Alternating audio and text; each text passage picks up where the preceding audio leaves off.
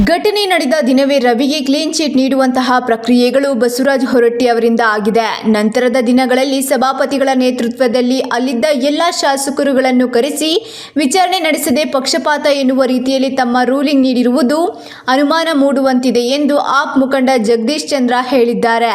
ಮಂತ್ರಿಗೆ ಹೀಗೆ ಆದರೆ ಜನಸಾಮಾನ್ಯ ಮಹಿಳೆಯರ ಸುರಕ್ಷತೆ ಹೇಗೆ ಎಂದು ಆತಂಕ ವ್ಯಕ್ತಪಡಿಸಿದ್ದಾರೆ.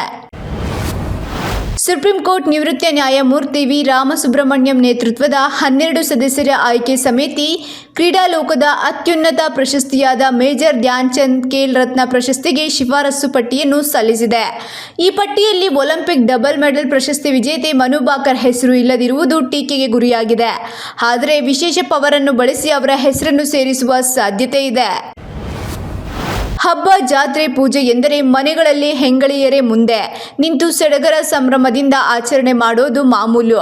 ಆದರೆ ದಾವಣಗೆರೆ ಜಿಲ್ಲೆಯ ನ್ಯಾಮತಿ, ಹೊನ್ನಾಳಿ, ದಾವಣಗೆರೆ, ಹರಿಹರ, ಚನ್ನಗಿರಿ ಸುತ್ತಮುತ್ತಲೂ ನಡೆಯುವ ಮಹೇಶ್ವರ ಜಾತ್ರೆ ಕೇವಲ ಪುರುಷರೇ ನಡೆಸಬೇಕು ಎನ್ನುವುದು ಸಂಪ್ರದಾಯ.